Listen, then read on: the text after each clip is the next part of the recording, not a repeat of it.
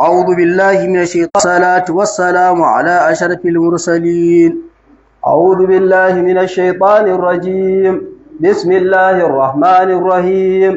الحمد لله رب العالمين. الصلاة والسلام على أشرف المرسلين وآله وصحبه والتابعين ومن تبعهم بإحسان إلى يوم الدين.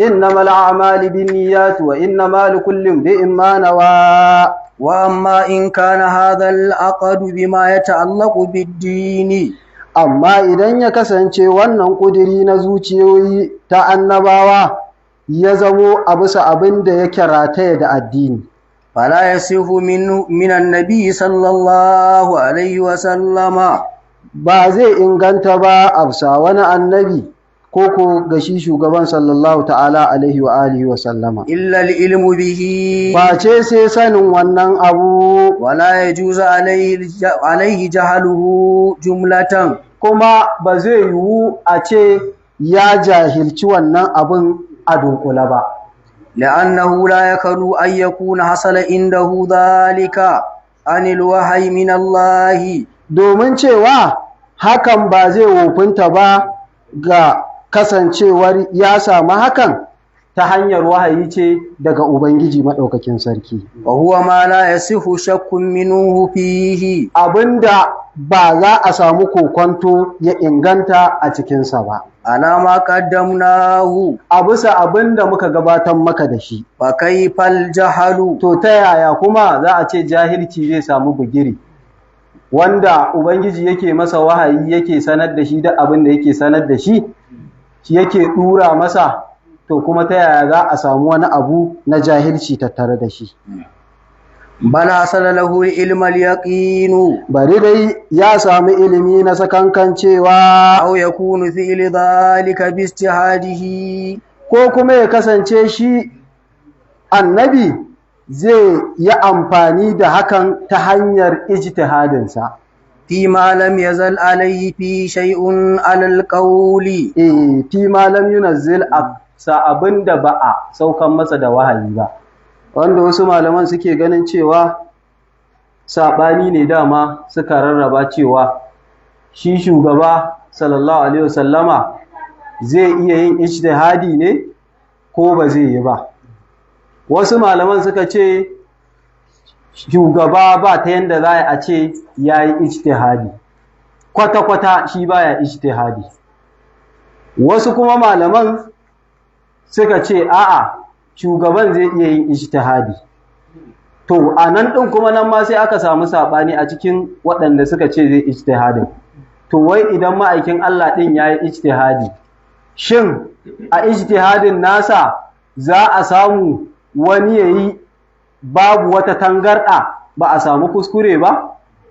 Ko zai yi ijtihadin a wani ijtihadin a yayin a iya samun wani lokacin ya yi kuskure akan wannan ijtihadin nasa. To shine nan ma su ma malaman wasu sun rabu, wasu na ganin ɗin kwata-kwata ba zai yi abin da yake wanda yake mara kyau a ijtihadin nasa ba, duk abin da zai yi zai zama na daidai. Wasu kuma suka ce a'a, zai iya yiwa ya yi abin da yake zuwa wanda yake bayuwa ga kuskure ɗin, amma kuma Allah ba zai bari a tafi a haka ba, zai gyara wannan al'amarin na abin da ya yi ko da a bisa kuskure ne. To shi ne shi nan ɗin alƙali yake ishara da wannan, yake faɗar zalika bijtihadi fi ma lam yunazzil alaihi, wanda shi alƙalin yana daga cikin waɗanda suke ganin shugaban ya iya yin ijtihadin ko a ce ma yayi a wasu matsaloli. بتجويز وقوع الاجتهاد منه، Ta yanda aka samu zantuttuka a wajen mutane ta waɗannan fiskoki akan cewa zai iya yiwuwa a samu ijtihadi a wajen shugaban sallallahu alaihi wasallama, في ذلك على قول المحققين، wannan ya tabbata a bisa zance na muhaqqiqai, وعلى مقتضي حديث سلمة، haka na kuma a bisa abin da yake hukuntawa ya dace da abin da ya hukunta na hadisin Ummu Salama. إني إنما أقضي بينكم برأيي فيما لم ينزل علي شيء. Shugaban yake cewa haƙiƙa ni ina yin hukunci a tsakaninku a bisa ra'ayina a cikin abin da ba a saukar da wahayi na wani abu a cikinsa ba, sai in ga meye zan yi, sai in yi hukunci da wannan abin. To shine suke ganin kamar wannan hadisin da ya nuna gashi yana tabbatar da cewa ma'aikin Allah ɗin yana iya yin ijtihadi a wasu mas'aloli.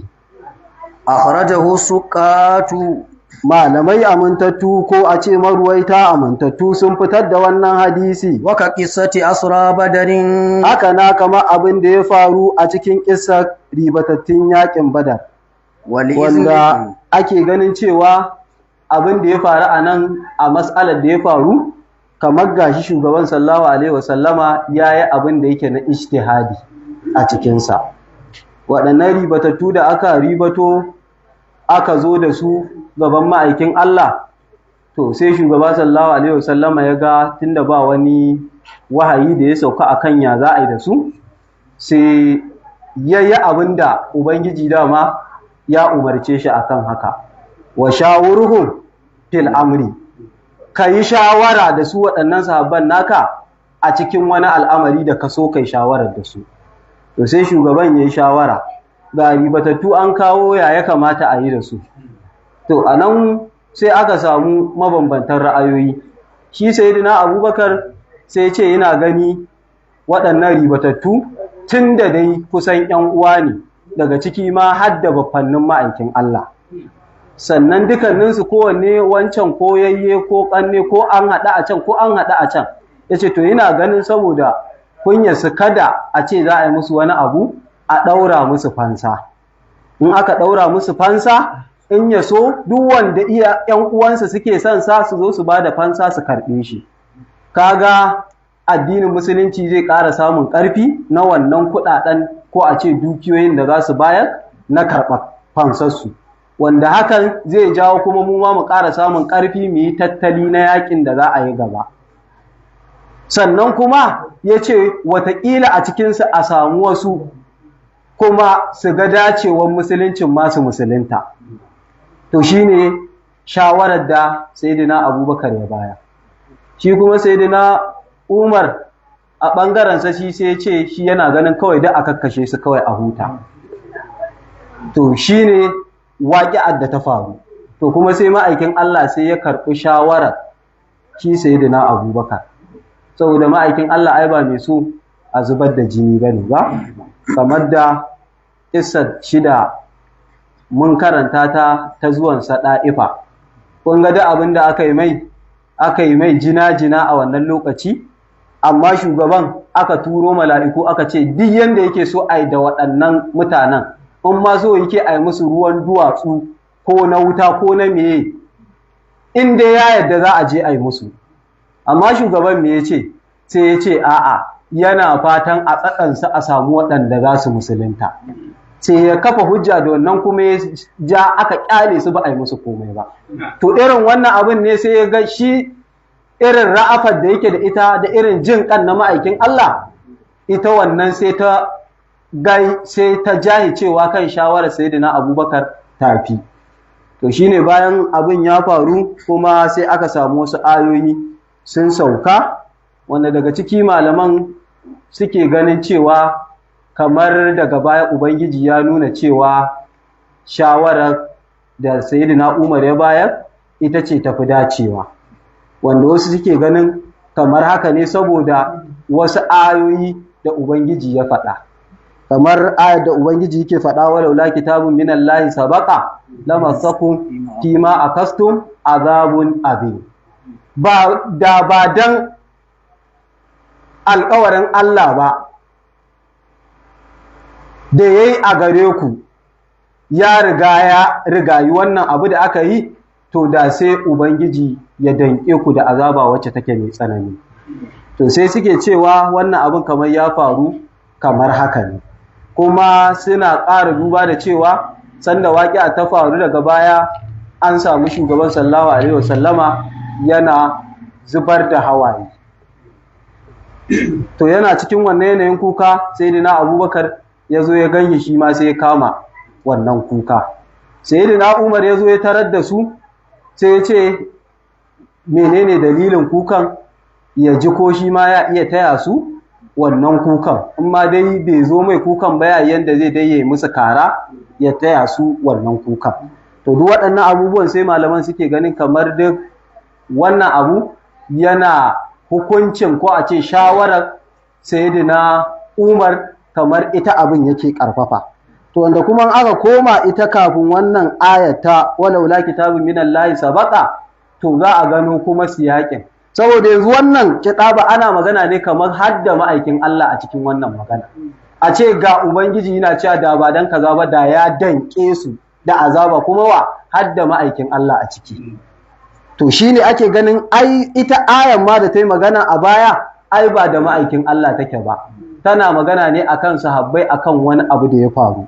Saboda a bayan abin da Ubangiji yake cewa turiduna arabal duniya wallahu yuridul akirata. Gashi Ubangiji a ce yana gaya wa sahabbai yana cewa a yanayi na yaƙi kun zo akan abin da ya shafi ganima da me ku kuna ta neman abubuwan duniya. Shi kuma Ubangiji ba haka yake so su yi ba. Shi ne kuma Ubangiji yake cewa shi Ubangiji abin da yake son sahabbai su zamo kawai ba su da wata manufa, ba su da inda suke tinkara illa lahira kawai. Wannan duk abin da za a samu koma a name kai ya zama abin kallon su. To kaga ya fi kama da wannan cewa ana magana su a haka ne. Tunda ba ta yadda za a yi ka fuskanci ma'aikin Allah ka ce yana neman abin da yake na rayuwar duniya. Saboda haka Ubangiji ya ce in ka ce ki ɗabar waccan har da shi a ciki, to ya za a nan ka saka ma'aikin Allah. Saboda gashi ya ce turiduna aradad duniya wallahu yuridul akirata. Kuna neman abubuwan ƙawace-ƙawace na duniya, amma shi kuma Allah ba haka yake so ba, so yake ku nemi lahira. To a ce ma'aikin Allah yana neman duniya, ta gaba da shi ake ba. Don haka suke ganin duk wannan ayar da abin da ya bujirar ba da ma'aikin Allah yake ba. Kamar da kuma malamin namu a bane mana ta haƙiƙi ya ce shi yana ganin hadisin ma kan shida yana ganin kamar hadisin ba ma zai inganta ba, amma yana ganin yiwuwar ingancin hadisin. Saboda me? Saboda yanda abin ya zo shi ne wannan jin kan na ma'aikin Allah. Cewa a ce inda zai yiwu a ce za a zuzzubar da waɗancan jina nan, to in ya zama haka to ma'aikin Allah abin ba zai masa daɗi ba. Don haka dalilin wannan abin da yake azizun alaihi ma'anittum na bayi ra'ufun bil mu'minina ra'ufur rahim, wannan abin shi ya fusgi ma'aikin Allah akan cewa yanzu a ce inda za a kashe su kaga da abin ba zai wa ma'aikin Allah daɗi ba. Don haka wannan abin shi ya jawo kukan na ma'aikin Allah, amma wai ba don cewa ga Ubangiji yana nuna zai danƙe shi akan wani abu na kaza ba. Kuma da a ciki ɗin nan dai ma'aikin Allah ai shawara ya yi da sahabbai. Shawaran nan kuma Ubangiji ne ya ce ka yi shawara, ko ba wane ne shi ne ya ce ya yi wa shawurhum fil amr, kuma ya yi shawarar sai ya ɗauki ta wanda ya ɗauka. To ta yaya za a idan ya yi shawara kuma ya ɗauki shawara wanda ya ɗauka kuma hakan ya zama masa laifi, bayan kuma Ubangiji ne umarce shi da ya yi shawara. Don haka a nan gun babu wani abu da ya shafi na ijtihadi a wannan al'amarin na shugaba sallallahu alaihi wasallama. wal izn lil mutakhallifina ala ra'yi ba'dihim, haka na kuma da abin da shugaban yayi izini ga waɗanda suka zo suka nemi izinin nasa akan su zauna a gida ba za su fita yaƙi ba. To shi ma ana ganin gashi Ubangiji daga baya ya zo ya yi wa ma'aikin Allah magana a haƙƙin haka yana cewa afallahu anka lima azinta lahu. Ubangiji bayan abin ya faru Ubangiji yake cewa ma'aikin Allah babu laifin komai a kanka, ba wani abu bane ba, Ubangiji ya yi maka afuwa, amma dai Ubangiji yana nufin ina ma dai ma'aikin Allah baka yi musu wannan izinin ba. Abinda Ubangiji ya faɗa a aya kenan. To wasu malaman suke ganin kamar nan gun Ubangiji ya yi wa ma'aikin Allah ƙwanƙwashe ne akan me yasa ya basu, kuma ba haka bane ba, a'a girman na ma'aikin Allah ne ya kai da za a yi kiɗabar da shi Ubangiji ba haka ya so ba, shi Ubangiji so ya yi kayye musu izinin su ƙi fita yaƙin, Ubangiji ya kama su da laifi na ƙin fita yaƙin. To sai ya zama kuma gashi sun nemi izinin ma'aikin Allah kuma ya musu izini. To kaga Ubangiji ba zai kama abin da ma'aikin Allah ya yi izini a kansa ba zai kama su akan haka ba. To shi ne Ubangiji ba haka ya so ba, ina ma da a'a ya ƙi musu izinin su ƙi zuwa yaƙin. In ya so sai Ubangiji ya danƙe su akan wannan al'amarin. To shi ne Ubangiji kafin ya masa wannan magana ya fara da bashi girma. Kamar yadda muka sani duk wani babba in za ka yi magana da shi ba ka zuwa ka tunkare shi da magana kai tsaye. ‘Yan fada su suka fi sanin wannan ilimin. Ba yanda za ka je fada wajen mai martaba za ka je ka yi magana kawai kai tsaye ka je ka ce kaza. Ai sai ka fara Allah ya ja da zamani, Allah ya ƙara inganta lafiya, Allah ya kaza.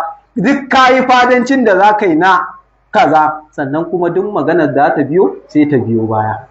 To yau fa Ubangiji ne a nan gurin gashi yake wa bawansa ma'aikin Allah sai ya fara da Allah ya yi maka afuwa ba fa laifi kai ba, amma me yasa kai musu izinin? Ina ma da ba izinin kai musu ba. Wannan shine abin da ya faru a cikin wannan abu. Girma na ma'aikin Allah Ubangiji ya fito da shi a cikin wannan aya, ba wani abu bane ba. Saboda dama su ba wani abu suka yi ba, munafunci ne suka kullu.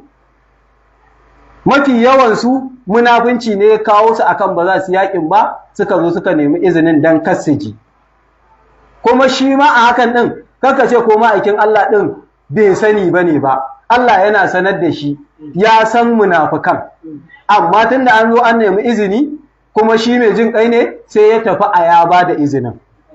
Kuma shi ma izinin ɗin nan dai da ma'aikin Allah ɗin ya bayar, waye ya ba shi izinin ya yi izinin ne, ai Ubangiji ne ya bashi, ko ba ya ce ba, fa'azan liman shi'ita minhum, ka yi izini ga duk wanda ka so daga cikinsu. Kaga Ubangiji ne ya bashi damar yin izinin kuma, to kuma yaya dan ya yi izinin kuma nan ma kuma a ce a Ubangiji ƙwanƙwasarsa yake, to don haka ba ƙwanƙwasar ma'aikin Allah yake ba, a girman ma'aikin Allah yake ƙara fito da shi. فلا يكون أيضا ما يعتقده مما يثمره اجتهاده dan haka إلا حقا وصحيحا ala ra'ayi ba'dhum ko absa sashen wasunsu suna ganin kamar waɗannan kisoshi da aka faɗa duk suna bayuwa kamar ma'aikin Allah ya yi ijtihadi ne. Fala yakunu aidan, dan haka ba zai zamo kuma ba ma ya'taqiduhu mimma yuthmiruhu ijtihaduhu illa haqqan wa sahihan, cewa abu sa ƙudirce zuciyar shugaba sallallahu alaihi wasallama abin da take samarwa na ijtihadin nasa, to babu abin da zai fito na ijtihadin face abin da yake na gaskiya wanda yake ingantacce, shine matsayin shi alƙali. Ko da ma'aikin Allah ya yi ijtihadin, to za ka samu abin da ya yi na gaskiya ne kuma ingantacce ne, ma'aikin Allah ba zai kuskure akan haka ba. هذا هو الحق الذي لا يلتفت إلى خلاف من خالف فيه. Wannan shine gaskiya wacce take babu waiwaye zuwa sabanin wanda ya saba a cikin wannan bayani. Mimman ajaza alaihi qada'an, daga cikin waɗanda su a ra'ayinsu suke ganin ma'aikin Allah yana ijtihadi kuma bayan yin ijtihadin kuma yana iya yin kuskure a ijtihadin. لا على القول بتصويب المجتهدين الذي هو الحق والصواب. Ba ga zancen waɗanda suke ganin dacewa ba, su suna ganin cewa a iya yin ijtihadin su ɓangarorin guda biyu. A'a, wasu suna ganin ba zai iya yi ba, wasu kuma suna ganin zai iya yi, amma kuma in yayi to ba zai yi wani abu wanda yake na kuskure a ijtihadin ba. Wanda shine gaskiya kuma shine yafi dacewa a wajenmu, inji alƙali Iyad.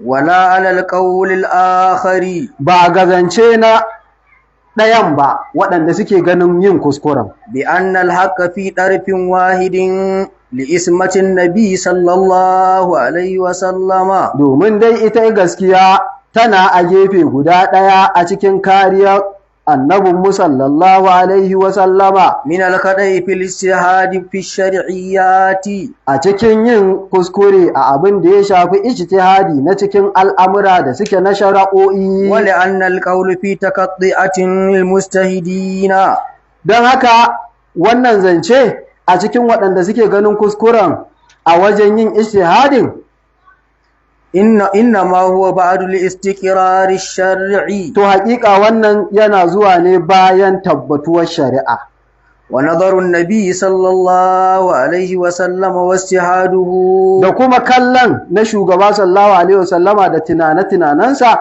a wajen ijtihadin nasa inna ma huwa fi ma lam yunzil alaihi fihi shay'un haƙiƙa shi shugaba sallallahu alaihi wa sallama ya tabbata cikin abinda ba a saukan masa da wahayi na wani abu a cikinsa ba walam yashra lahu qablu kuma abinda tun a baya dama ubangiji bai saukar da shari'a akan abun ba a'a sai abinda dama ba a yi wahayi ba kuma a baya dama ba a saukar da hukunci akan wannan abun ba haza fi ma aqada alaihi nabi sallallahu alaihi wa sallama wannan shine a cikin abinda kudirin shugaban sallallahu alaihi wa sallama yake a zuciyarsa fa amma ma lam yaqidu alaihi qalbuhu amma abinda ba shi a cikin kudiri na zuciya ta sa min amrin nawazili shar'iyyati na daga cikin al'amuran abinda aka saukar na shari'a fakar kana la yu'lamu minha awwalan cewa shugaba sallallahu alaihi wa sallama a farkon lamari bai san wannan ba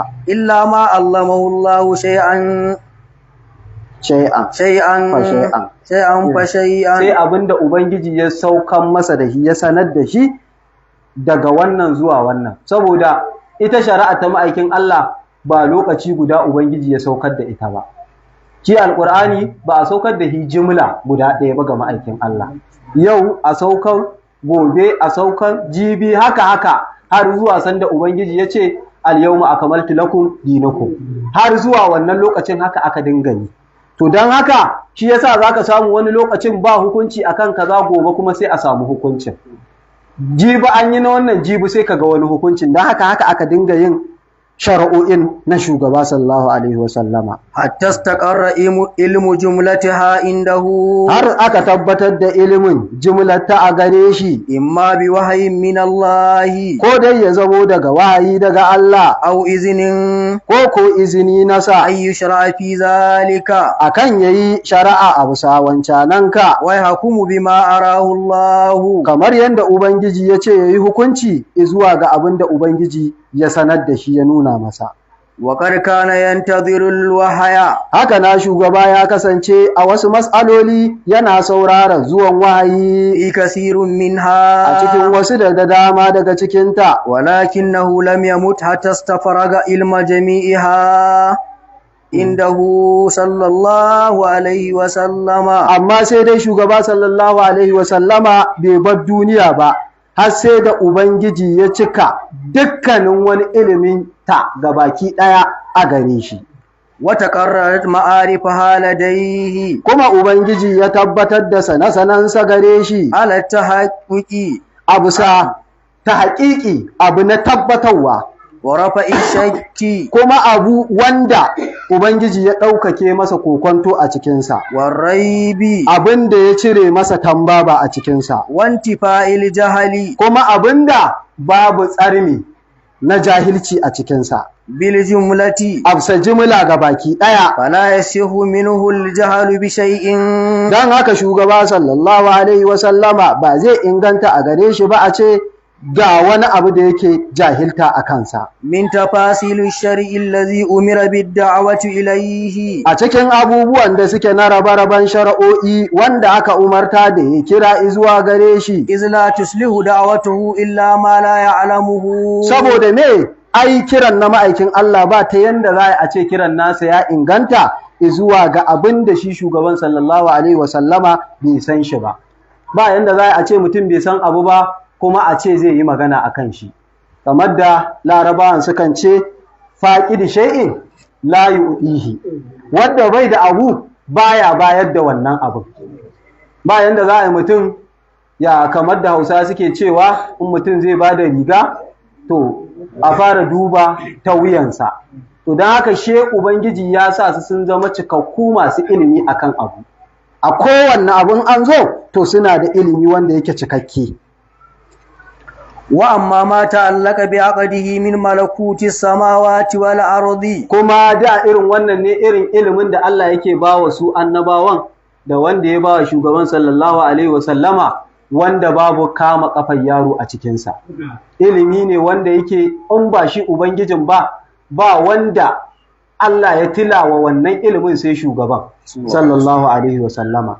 Ya ba shi ilimi ga baki ɗaya, ilimin da na duniya da na halullukan na lahira, wanda daga cikin ilimin iya hadisin da ake faɗa cewa ma'aikin Allah yaushe ne za a yi alƙiyama, amma ga shi ya ce shi wanda yake tambayar ai ya fi ko shi ne mafi sani ga wanda yake tambayar.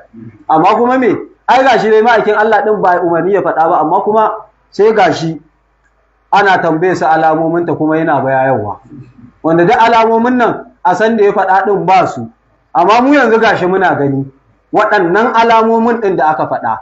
Maganar za a ga makiyaya waɗanda za a dawo suke ba tufafi ba takalmin sa ba kaza, amma su shiga birni su rika gandama gidaje gandara. Ya ba da cewa baiwa ta haifi uwar gijiyanta, ‘ya'ya su zo suna juya iyayensu, da an zo wannan lokaci. Kaga wannan duk daga cikin alamomi daga ilimin da Ubangiji ya ba wa shugaban sallallahu alaihi wasallama. Da shi Imamul Busiri yake faɗan irin ilimin, yake faɗa fa inna min judika duniya wa barratiha wa min ulumika ilman lauhi wal qalami. Yake cewa ya ma'aikin Allah yana fa daga baiwar da Ubangiji yayi a gare ka. Wace baiwa ce?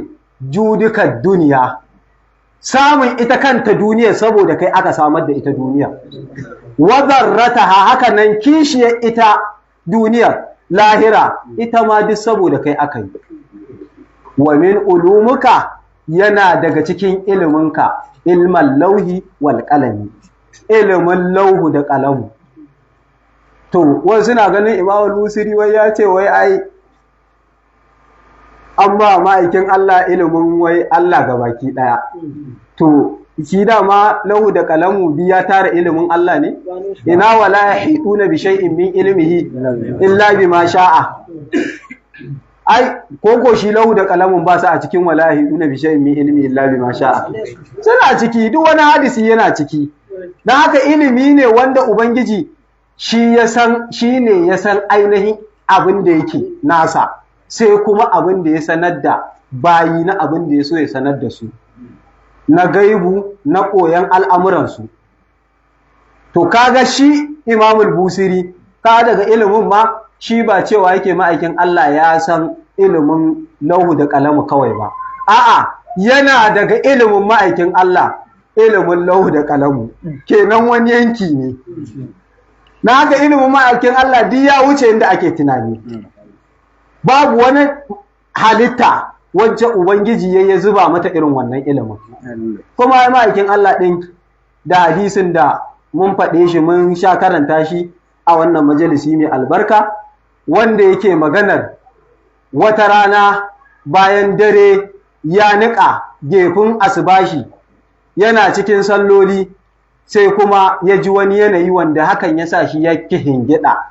To a wannan kihingidan ne sai gashi ya ga Ubangiji a cikin mafarkin nasa, yake cewa ya gan shi a cikin mafi kyawun sura. To shi ne Ubangiji yake tambayarsa a kan iktisabi mala'il ala, a kan wasu abubuwa da mala'iku suke karafkiya wajen rubutawa na bayi.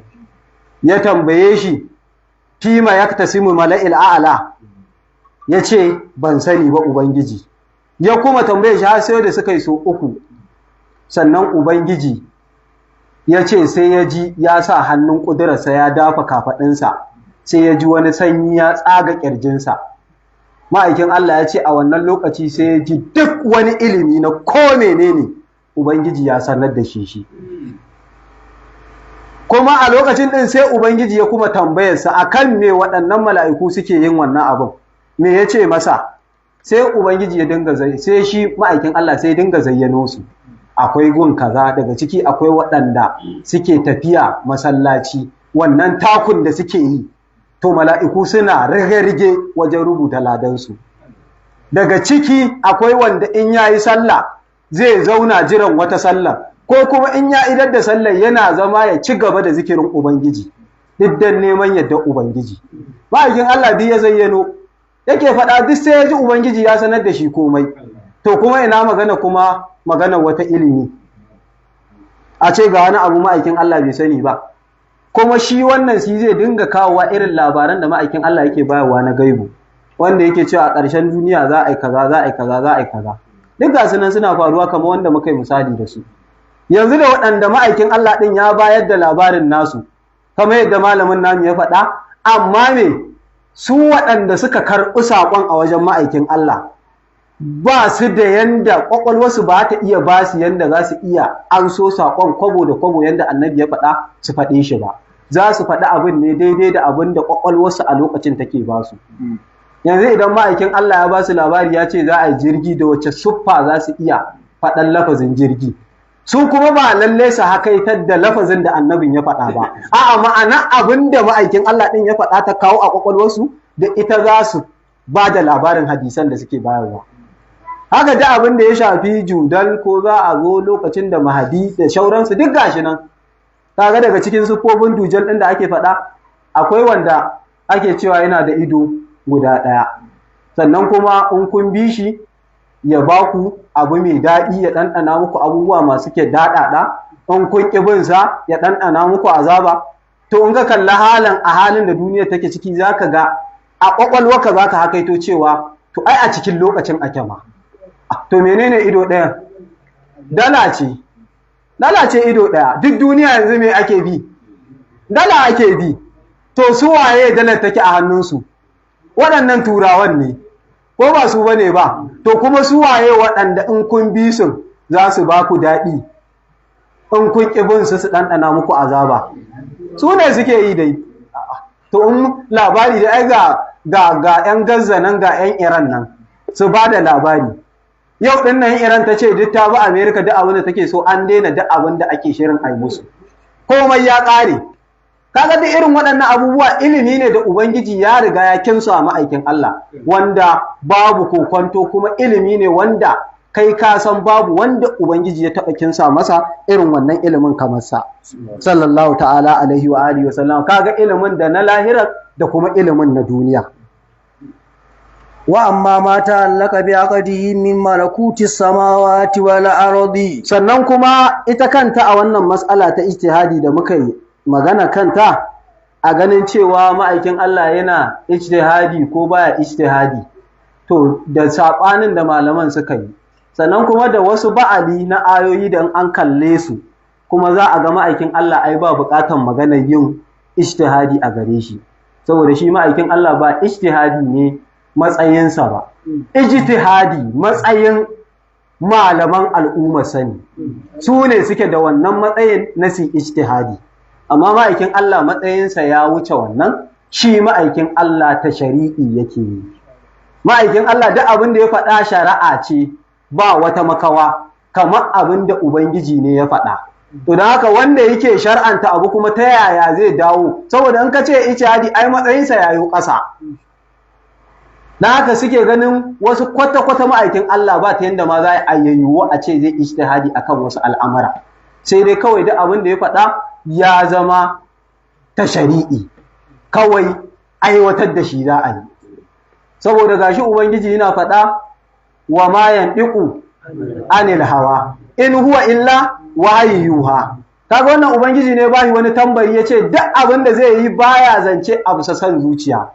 Kuma duk abin da zai faɗa ko menene Ubangiji ne fa faɗa, ko me zai faɗa yace wahayi ne da muka yi a gare shi. To kaga wannan kadai tana iya tara cewa ko da ma'aikin Allah ya faɗi wani abu, to kawai za a ɗauke shi ne a babin ma'aikin Allah, kawai ɗan uwan wahayi ne wannan abin. Ko da ba wahayin ne kai tsaye aka yi a lokacin ba, to amma in shi ya faɗa matsayin abin da ya faɗa a matsayin wahayi yake. Kuma suka kafa hujja da wasu daga cikin ayoyin Qur'ani wanda Ubangiji yake faɗa, allazina yattabi'una an-nabiyyal ummiyal ladhi yajidunahu maktuban indahum في التوراة والإنجيل يأمرهم بالمعروف وينهاهم عن المنكر ويحل لهم الطيبات ويحرم عليهم الكبائس. kaga anan gun Ubangiji gashi yayi tambari ga shugaban sallallahu alaihi wasallama a ƙarshe yake faɗa shi annabiyul ummi din wane ne wanda aka same shi a cikin attaura da injila da an yi maganarsa, amma sai kuma gashi ubangiji yana cewa yana umartar su bil ma'rufi ko da kyakkyawa, wayan hahum anil munkari ya hana musu mummuna, waya hilli lahum at-tayyibati yana halatta musu abubuwan da suke daɗaɗa. To halattawa wa yake halattawa? Allah. To gashi kuma ya ce ma'aikin Allah yana halattawa. Waye yake haramtawa? Allah. To gashi ubangiji ya ce kuma ma'aikin Allah yana haramta musu abubuwan da suke marasa kyau. Kaga wannan yana nuna ma'aikin Allah duk abin da yayi ta shari'i yake yi, saboda ga ubangiji ya bayi garanti akan haka. Haka na kuma ubangiji yana faɗa nan ma a cikin suratul tauba, qatilul ladzina la yu'minuna billahi wala bil yawmil akhir, yana cewa ku yaƙi waɗannan da ba su yi imani da Allah ba kuma ba su yi imani da ranar lahira ba. Ubangiji a ciki yake faɗa wala yuharrimuna ma harrama Allah wa rasuluhu. Gashi nan ma ubangiji ya nuna ya haɗa cewa abinda ubangiji ba sa haramta abinda ubangiji ya haramta, sai kuma ya ƙara ne sai ce wa rasuluhu da ma'aikinsa. To kenan ma'aikin Allah shi ma yana halattawa yana haramtawa, wanda kuma ka shokan in muka koma da hadisin da ma'aikin Allah shi kuma yake faɗa, saboda waɗanda za su zo a cikin al'amuransa su ce in abu ba alƙur'ani ya zo ba su ba za su yi amfani da shi ba.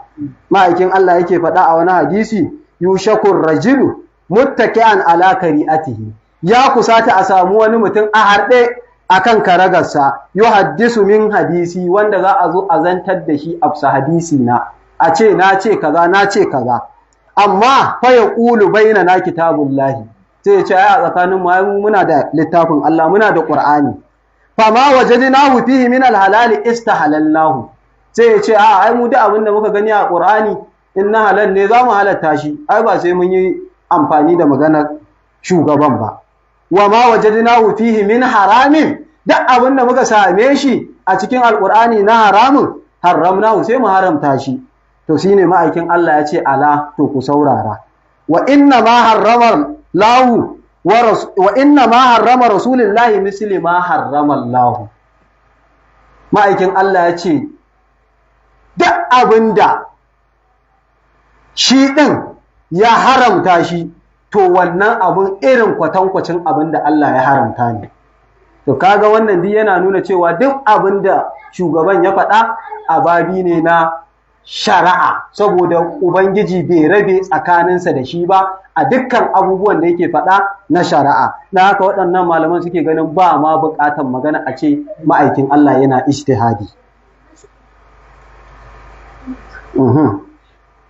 Wa amma ma ya ta'allaku bi aqdihi min malakuti samawati wal ardi, amma abin da yake ta'allake da abin da yake na kudirin shugaba sallallahu alaihi wa sallama a bisa abin da yake na malakuti samawati wal ardi wa kalaqillahi, da kuma abubuwan da ubangiji ya halitta, wa ta'yina asma'ihil husna wa ayatihi al-kubra. Ban yi tsallake ba kuwa?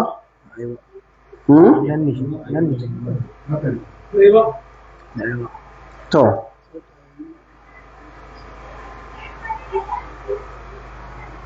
ni abin da na gani nan za mu tashi ne daga ma laysa inda jami'il bashar li qawlihi sallallahu alaihi wasallama inni la a'lamu illa ma allamani rabbi. Ina sama. Yana kasa madina ce. To gurin da aka yana sama. To naga gurin. Wa khalaqillahi wa ta'yina asma'il husna wa ayatihi al-kubra. Abinda yake ta'allake da kudiri na shugaba sallallahu alaihi wasallama afsa abinda ya shafi masarautun sammai da ƙasai, da kuma yanda ubangiji yayi halittunsa, da kuma yanda ubangiji yake ayyana sunayensa waɗanda suke kyawawa. وآياته da الكبرى manya-manyan ayoyinsa, وأمور الآخرة haka na da al'amura da suka shafi duniya, وأشراط الساعة da yanda ma'aikin Allah ya yi bayani na abubuwa da suke na alamomin tashin alƙiyama, وأحوال السعداء والأشقياء da kuma yanda ma'aikin Allah yake da sani akan abin da ya shafi haloli na waɗanda suke ma'azurta 'yan aljanna kenan Allah ya sanya mu cikinsu, da kuma halolin waɗanda suke ma'abota tsiyata 'yan wuta Allah ya kiyashe mu gabarinsu. وعلم ما كان وما يكون Haka na da abin da Ubangiji yake da ya sanar da shi na abin da ya kasance a baya, kamar kisoshin da Ubangiji ya sanar da shi wanda duk al'ummatan da suke baya in ba ‘yan waɗanda suka yi zamani a zamanin ba wanda ya san kissa. Amma ya ji ma'aikin Allah a ƙur'ani Ubangiji ya sanar da shi kissa annabi Musa da Fir'auna, kissa annabi Yusuf, kissa annabi Ibrahim, kissa annabi Isa, haka. To shi ne abin da ya kasance kenan.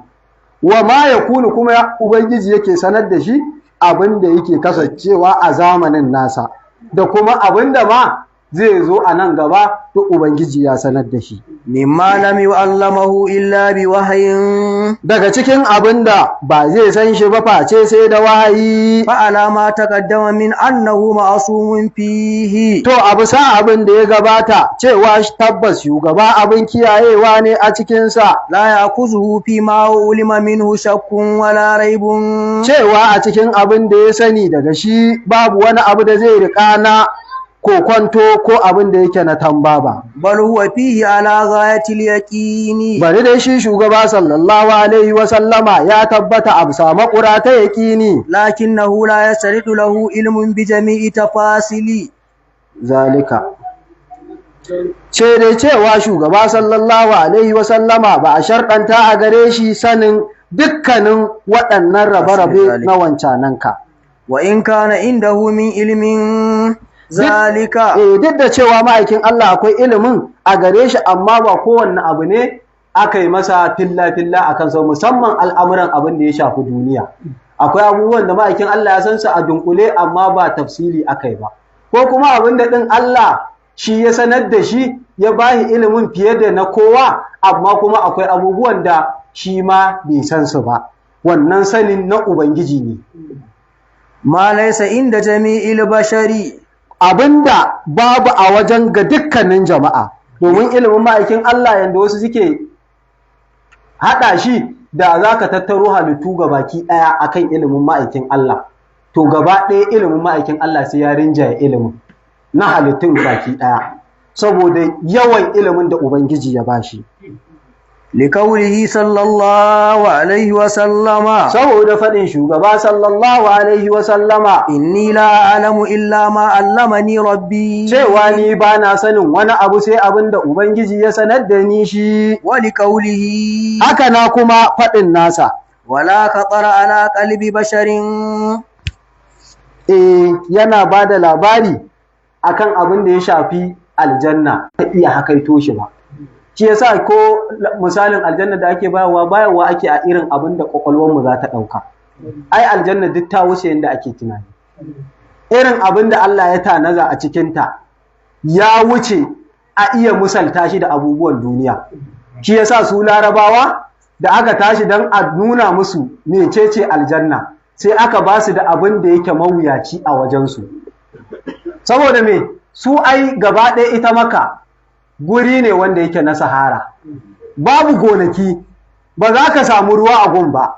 Na haka sai Ubangiji sai ya ba su misalin abin da yake da wuya a gunsu, sai aka ce ita aljannan ma sai aka kira ta da gona, aka ce fadama ce ga ruwa iri kaza, ga tsirrai kaza, ga kaza, ga kaza, ga kaza. Saboda me? Saboda su a sannan ne za su fi ganin kimarta. Amma ga wanda kila yake zaune a gurin da yake na ruwa, ba zai ga girman matsayin aljanna a yanda aka siffanta kamar yanda su larabawa za su ganta ba, saboda su a gurin da suke guri ne da babu irin wannan 'ya'yan itaciya. Shi yasa kaga kissar da aka yi, ya aka yi ma ita Makan ta zaune. Ai kaga wannan arzikin haihuwa Annabi Isma'il ta nan makan ta samu wannan arzikin. Ai ba ruwa a gun, kaga duk wannan shi ya jawo wannan kai kawo da Nana Hajar ta yi. Amma dalilin haka aka samu ruwa ya ɓuɓɓugo sai kuma gun ya yi rayuwa, saboda me an samu ruwa a gun. To shi yasa Ubangiji ya siffanta musu aljanna da irin haka. To don haka ita aljanna duk abin da ƙwaƙwalwarka ma kake tunanin ka za to ta wuce haka. Duk inda ka kai ga lissafinta to ta wuce wannan abin. Kawai dai sai dai a gaya ma irin yadda ƙwaƙwalwarka za ta kama.